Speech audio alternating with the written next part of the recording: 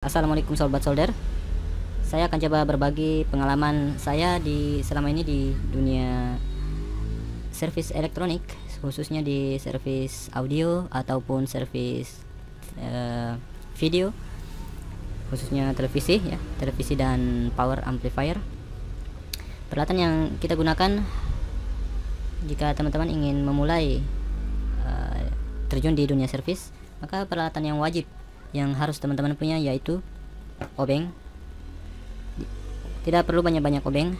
Untuk servis televisi biasanya kita menggunakan obeng kembang dengan diameter 6 mm seperti ini. Ini adalah obeng kembang. Saya sarankan belilah obeng yang sedikit berkualitas ya, memang harganya sedikit lebih mahal tapi penggunaannya awet. Mata obengnya bisa awet, terus skrup ataupun baut yang di televisi atau di power amplifier juga awet, dia tidak merusak baut atau skrup. Kemudian teman-teman juga perlu obeng kembang yang berukuran 3 mili. Ini adalah obeng kembang 3 mm ya. Walaupun tidak sering digunakan, tapi teman-teman juga perlu menyiapkan obeng obeng pipih atau obeng minus. Ini sekitar 5 mm.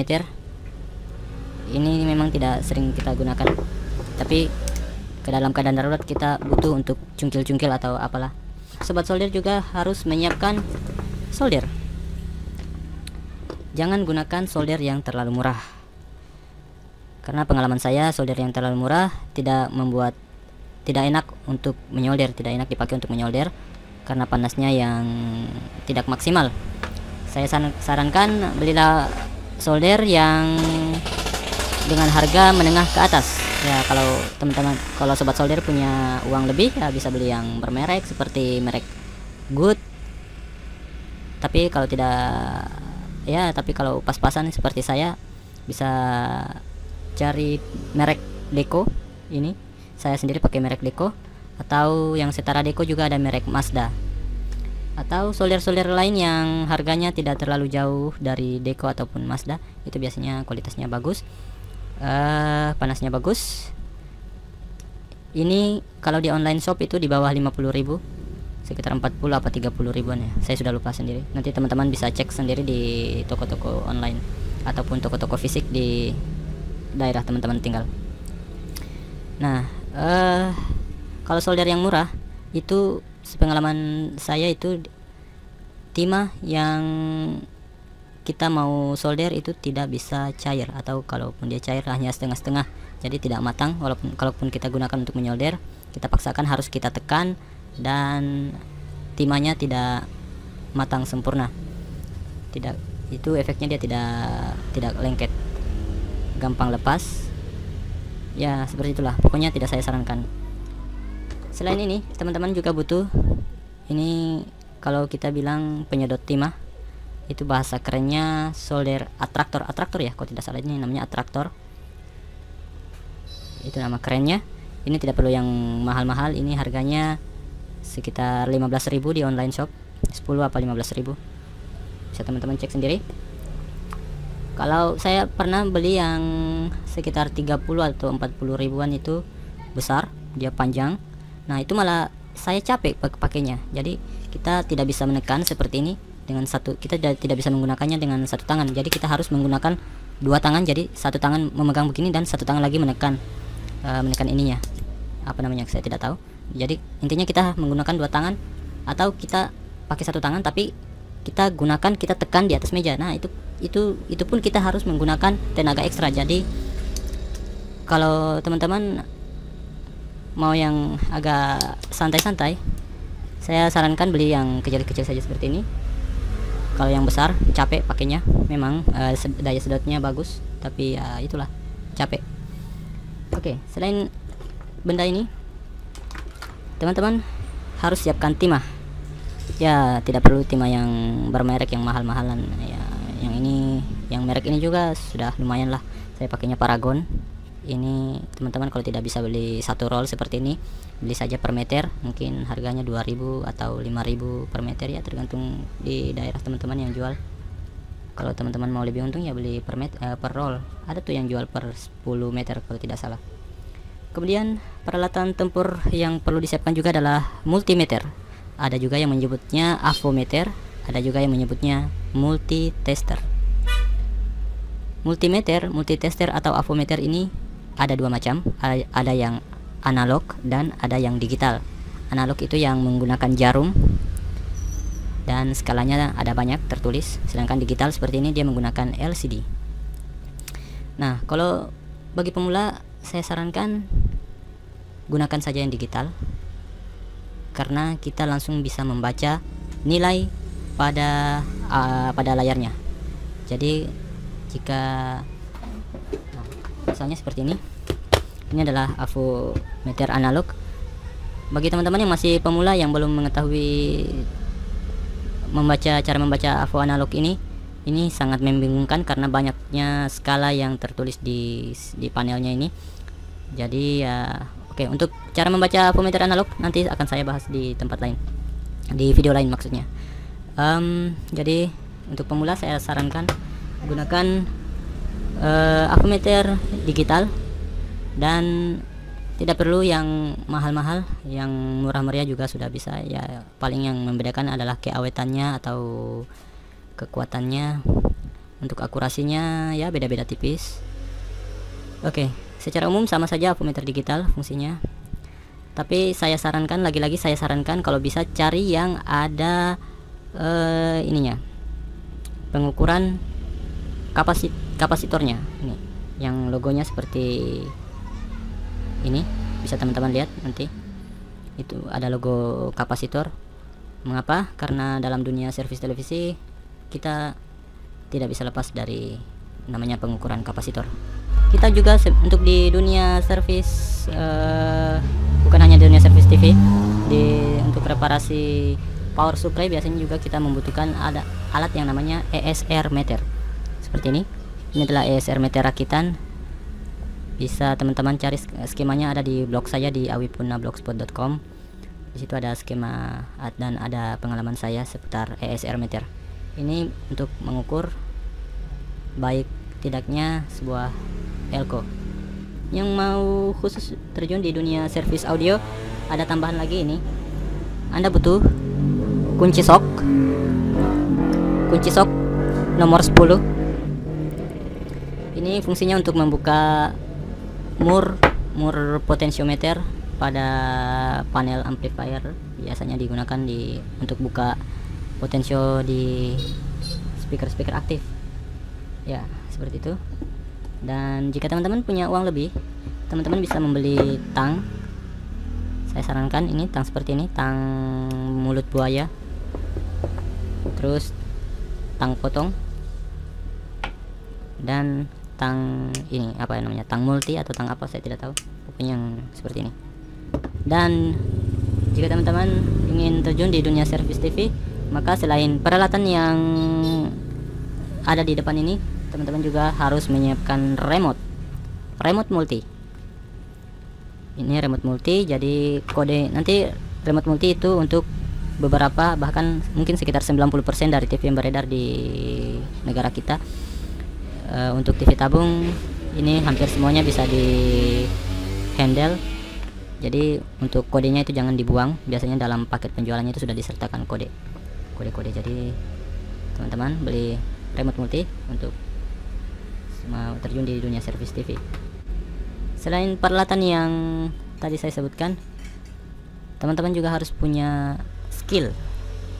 Ya, tidak perlu skill tinggi, skill tingkat dewa. Yang penting bagaimana teman-teman tahu cara menggunakan multimeter ataupun multitester, tahu cara menghitung nilai suatu komponen jika dirangkai secara seri ataupun secara paralel, dan teman-teman harus tahu bagian mana yang listriknya atau daerah mana, blok mana yang listriknya tinggi, harusnya kuat. Nah, itu teman-teman harus tahu, jangan salah pegang itu, karena nyawa jadi taruhannya. Nah, nanti seiring dengan berjalannya waktu pasti teman-teman akan belajar dari pengalaman teman-teman. Ya, sobat solder, jika ada yang kurang, jika ada teman-teman teknisi lainnya yang sudah berpengalaman, silakan tambahkan komentar di kolom di bawah. Untuk jika saya ada kesalahan dalam penyampaian, silahkan dikoreksi. Terima kasih semuanya yang telah menonton. Jangan lupa dukung channel ini dengan cara like, subscribe, dan komen, share juga jika bermanfaat. Dan kita jumpa lagi di video-video lainnya. Wassalamualaikum warahmatullahi wabarakatuh. Assalamualaikum sobat solder. Saya akan coba berbagi pengalaman saya selama ini di dunia servis elektronik, khususnya di servis audio ataupun servis video, khususnya televisi ya, televisi dan power amplifier. Peralatan yang kita gunakan jika teman-teman ingin memulai terjun di dunia servis, maka peralatan yang wajib yang harus teman-teman punya yaitu obeng. Tidak perlu banyak-banyak obeng. Untuk servis televisi biasanya kita menggunakan obeng kembang dengan diameter 6 mm seperti ini. Ini adalah obeng kembang. Saya sarankan belilah obeng yang sedikit berkualitas ya. Memang harganya sedikit lebih mahal tapi penggunaannya awet. Mata obengnya bisa awet, terus skrup ataupun baut yang di televisi atau di power amplifier juga awet. Dia tidak merusak baut atau skrup. Kemudian teman-teman juga perlu obeng kembang yang berukuran 3 mili. Ini adalah obeng kembang 3 mm ya. Walaupun tidak sering digunakan, tapi teman-teman juga perlu menyiapkan obeng obeng pipih atau obeng minus. Ini sekitar 5 mm. Ini memang tidak sering kita gunakan, tapi ke dalam keadaan darurat kita butuh untuk cungkil-cungkil atau apalah. Sobat solder juga harus menyiapkan solder. Jangan gunakan solder yang terlalu murah, karena pengalaman saya solder yang terlalu murah tidak enak untuk menyolder, tidak enak dipakai untuk menyolder karena panasnya yang tidak maksimal. Saya sarankan belilah solder yang dengan harga menengah ke atas ya. Kalau sobat solder punya uang lebih ya bisa beli yang bermerek seperti merek Good. Tapi kalau pas-pasan seperti saya bisa cari merek Deco. Ini saya sendiri pakai merek Deco, atau yang setara Deco juga ada merek Mazda, atau solder-solder lain yang harganya tidak terlalu jauh dari Deco ataupun Mazda. Itu biasanya kualitasnya bagus, panasnya bagus. Ini kalau di online shop itu di bawah 50.000, sekitar 40 apa 30 ribuan ya, saya sudah lupa sendiri. Nanti teman-teman bisa cek sendiri di toko-toko online ataupun toko-toko fisik di daerah teman-teman tinggal. Nah, kalau solder yang murah itu sepengalaman saya itu timah yang kita mau solder itu tidak bisa cair, atau kalaupun dia cair hanya setengah-setengah, jadi tidak matang. Kalaupun kita gunakan untuk menyolder, kita paksakan harus kita tekan dan timahnya tidak matang sempurna. Itu efeknya dia tidak lengket, gampang lepas ya. Seperti itulah, pokoknya tidak saya sarankan.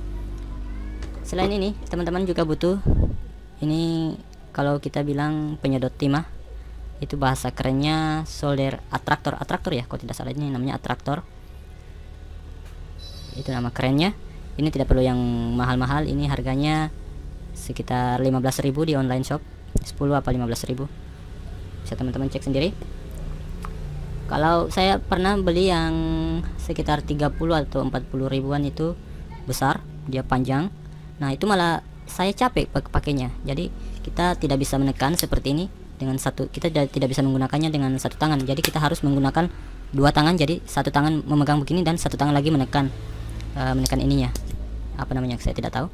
Jadi intinya kita menggunakan dua tangan, atau kita pakai satu tangan tapi kita tekan di atas meja. Nah itu pun kita harus menggunakan tenaga ekstra. Jadi kalau teman-teman mau yang agak santai-santai, saya sarankan beli yang kecil-kecil saja seperti ini.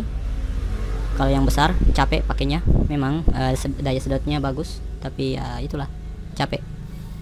Oke, selain benda ini teman-teman harus siapkan timah ya. Tidak perlu timah yang bermerek yang mahal-mahalan ya. Yang merek ini juga sudah lumayan lah. Saya pakainya Paragon. ini teman-teman kalau tidak bisa beli satu roll seperti ini, beli saja per meter, mungkin harganya 2000 atau 5000 per meter ya, tergantung di daerah teman-teman yang jual. Kalau teman-teman mau lebih untung ya beli per per roll. Ada tuh yang jual per 10 meter kalau tidak salah. Kemudian peralatan tempur yang perlu disiapkan juga adalah multimeter. Ada juga yang menyebutnya avometer, ada juga yang menyebutnya multitester.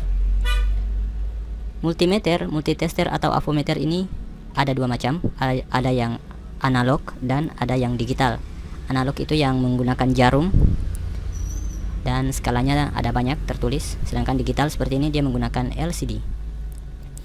Nah, kalau bagi pemula saya sarankan gunakan saja yang digital, karena kita langsung bisa membaca nilai pada layarnya. Jadi jika misalnya seperti ini adalah avometer analog. Bagi teman-teman yang masih pemula yang belum mengetahui cara membaca avo analog ini sangat membingungkan karena banyaknya skala yang tertulis di panelnya ini.